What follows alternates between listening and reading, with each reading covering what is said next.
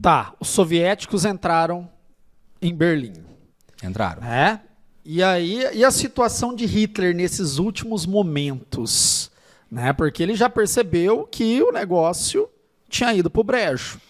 Né? Então teve alguns momentos que são históricos, algumas tomadas de decisão dele, né, que marcaram esse fim. E também, pós-queda do Hitler, como ficou, né, a Berlim sob o domínio soviético? Quais foram as primeiras ações ali de reordenar, Tá. né, de organizar, né, Tá. O reordenamento soviético sobre a Alemanha. Tá. No último momento ali, antes do suicídio, o Hitler fica sabendo que o segundo braço direito dele, né, porque o primeiro braço direito do Hitler era o Goebbels, que era o ministro da propaganda. O segundo braço direito era o Rimmel, né? Ele fica sabendo que o Rimmel entrou em contato com os aliados para fazer a rendição. Inclusive, ele, ao saber disso, é um episódio famoso do filme A Queda, que é a hora que ele dá aquela bronca geral, que ele manda todo mundo sair, que ele só fica com o alto comando e descasca o verbo ali, como que pode, não sei o que e tal. Ali ele destitui o Rimmel de todo o poder que ele tinha, né? E acaba nomeando um outro nos cargos dele, mas só a título de faz-me ver, né? Faz-me rir. Aí ele toma as decisões do suicídio, do casamento, de matar o cachorrinho e tudo mais. Manda queimar o corpo, os soviéticos entram, recolhem o corpo, escondem o corpo. Tá, isso é interessante. Os soviéticos esconderam o corpo. Então foi pego o corpo de Hitler, está em algum lugar. Ah, sim, não, ó. O que acontece? O Hitler, o último momento dele é o seguinte, ele sabe que vai perder, tipo, ele não tem escapatório. O exército soviético entrou no portão de Brandemburgo. O portão de Brandemburgo, ele não deve dar 500 metros da onde estava o bunker do Hitler, tá? Hoje em dia é uma zona residencial, comercial, é cheio de prédio, de apartamento. O local do bunker mesmo é um estacionamento.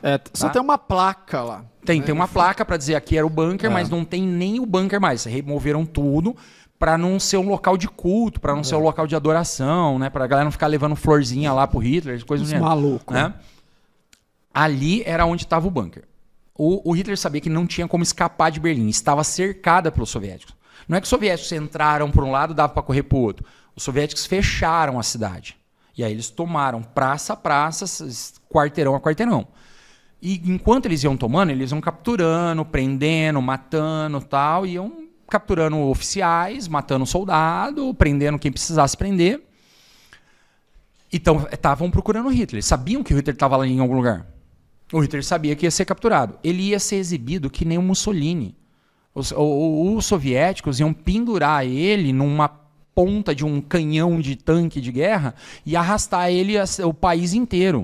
Então, ele sabia que ele não queria aquilo. O que ele faz? Ele dá veneno para o cachorrinho dele, para testar o cianureto, para ver se é rápido e efetivo, se não sofre muito. Aí ele casa com a Eva Braun e faz um pacto de suicídio com ela. Ele toma, ela toma, os dois tomam cianureto.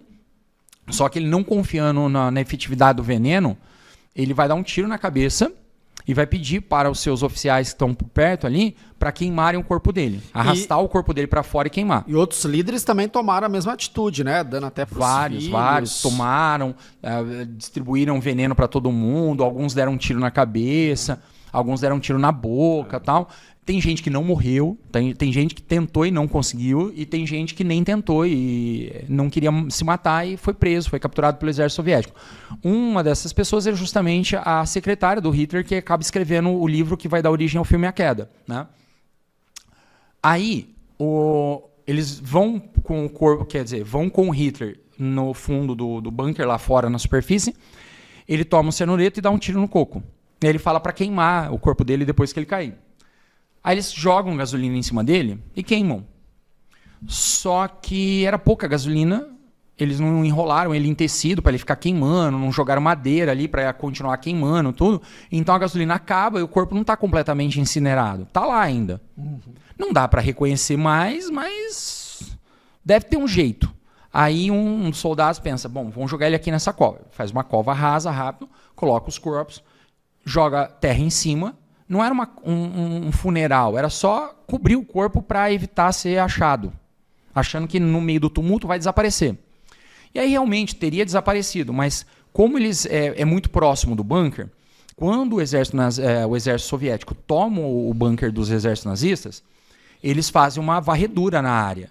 E aí nessa varredura um soldado acha a cova. Ele tira a terra, olha, fala, ó, achei isso. Ele comunica os oficiais. Aí os oficiais vêm, olha, bate com o interrogatório que eles fizeram dos sobreviventes, que aquele pode ser o Hitler, ou pelo menos alguém próximo, resolvem juntar os restos, guarda tudo isso daí numa caixinha e leva embora. E aí esses restos ficaram com o Stalin, com o exército soviético, anos, décadas, escondidinho. Né? O Stalin, inclusive, deixou o Ocidente em xeque na ameaça. Não, os norte-americanos esconderam os Estados Unidos. O Hitler deve estar lá na Califórnia, numa fazenda. Não, os ingleses estão escondendo o Hitler na Escócia. Não, eles deram uma fazenda para ele no Egito. E, tipo, jogando para o Ocidente a ideia de que o Ocidente estava escondendo o Hitler. Por quê? Porque o serviço secreto americano, a CIA, o que foi o MI5, né, o serviço secreto britânico, eles atuaram muito retirando nazistas do território alemão e levando eles para o Ocidente quando eles eram interessantes de alguma forma. Para trabalhar na NASA, para trabalhar na farmacêuticas, para trabalhar em engenharia, para trabalhar no Departamento de Estado, como consultores políticos, como estrategistas. Mandaram o Klaus Barbie para atuar contra os comunistas na América do Sul. Né? Inclusive tem uma suspeita de que talvez o Klaus Barbie tenha participado de alguma forma da morte do Che Guevara, embora isso não seja confirmado por ninguém. Até hoje é só bate as datas dele estar próximo quando as coisas acontecerem. Então, tipo, talvez ele esteja envolvido. E ele era um anticomunista, então faz sentido ele ter lutado contra o avanço do comunismo na América do Sul, em especial com o apoio da CIA americana. Né? Quando essas histórias começam a circular no mundo diplomático, no mundo da espionagem, o Stalin então começa a deixar o Ocidente em xeque. Ele sabe que ele tem o corpo do Hitler, mas ele não revela para ninguém. Então ele fala, olha, vocês esconderam o cara, vocês deram uma guarita para ele lá na Argentina, ele está em Bariloche, né?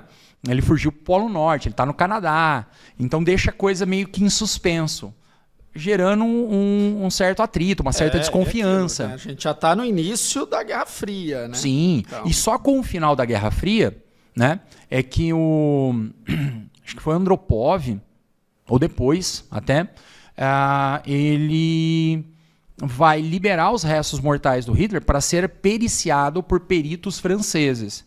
E aí eles checam a arcada dentária e confirmam que era o Hitler mesmo. Né? O Hitler está morto. Não tem nada de vivo, não. Ó, gente, desculpa destruir o sonho de infância aí do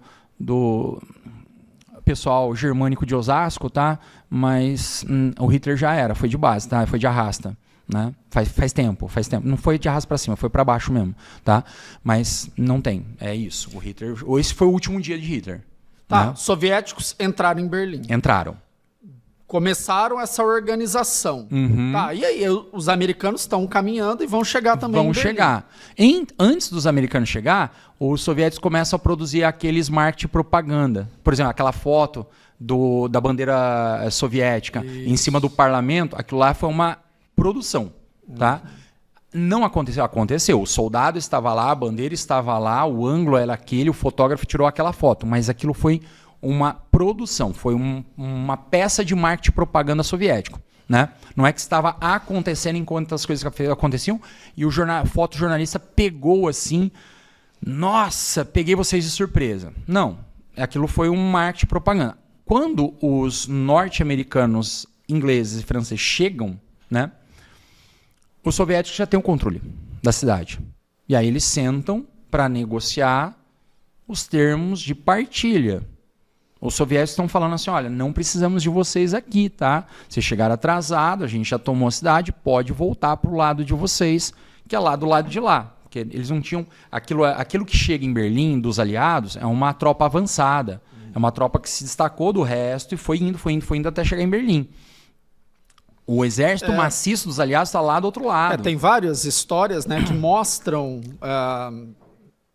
o exército americano em regiões ainda lá da França falando, nossa, os soviéticos já chegaram exatamente em Berlim, isso. E agora? E aí, uma unidade aliada é sacada, de repente, no meio da guerra, e fala, vai. E aí os caras começam a ir, né? Nesse contexto, você já tem ali um desenho do mapa ocupado.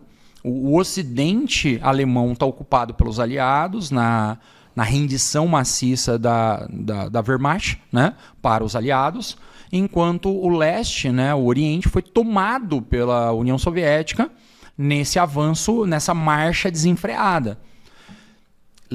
Lembrando que o Stalin tinha dado ordens para capturar só pessoal essencial. Então, a ordem máxima do Stalin era para executar nazista. Tipo, eles vão matar todo mundo que eles botarem a mão. E quando eles capturarem, vai ter alguns momentos emblemáticos, tipo a desmontagem dos campos de concentração na Polônia. Quando os russos chegarem ali, os russos vão literalmente arrastar os nazistas, a população nazista, a população conivente com o nazismo, e enfiar eles no campo de concentração. E obrigar eles a cuidar dos sobreviventes. Você vai alimentar eles, dar comida para eles. Se ele morrer, você morre. E aí obriga esses caras a manter vivo os poucos sobreviventes dos campos de concentração, dos campos de execução. Cara, tem várias histórias da Segunda Guerra Mundial que dizem que a população do entorno dos campos de concentração, entre aspas, não sabiam o que estava acontecendo lá. E aí, quando chegava ou os soviéticos, né, no caso aí os russos, ou os americanos, a primeira coisa que eles faziam era trazer a população para ver aquilo. Para ver o horror que foi, né? Pode ser que em alguns casos tenha sido isso, porque realmente a área dos campos de concentração era isolada, tinha patrulha nazista, não era para ter acesso, as pessoas eram proibidas de ir para lá. Mas dizer que a população da região dos campos, seja ela alemã, polonesa, austríaca, não sabia, aí é um pouco demais, é um pouco forçado. Eu acho que assim, a população preferia não ver, né?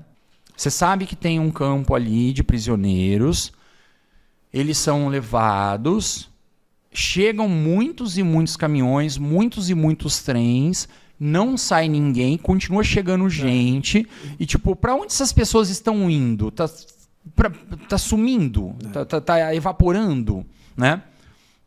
É muito louco. Tem um filme que eu gosto muito, que ele não fala tanto da guerra, ele fala de uma unidade montada na guerra que tinha como objetivo recuperar, né, os recursos artísticos que foram saqueados pelos nazistas. E aí os caras entram num galpão onde tem obra de arte, quadro, onde tem estátuas depredadas e levadas de vários lugares, vários museus que foram saqueados. Eles abrem um tambor e tem dente de ouro. O tambor inteiro. Sabe aqueles galão de 100 litros? É tudo dente. Da onde veio? Tipo, as pessoas não param para pensar da onde está vindo esses carregamentos. Então, assim, sabiam. Não só sabiam, como eram coniventes. Tá? Nada de menino do pijama listrado, que é bonitinho. Jojo Rabbit, que é bonitinho. É uma coisa um pouco mais atroz, né?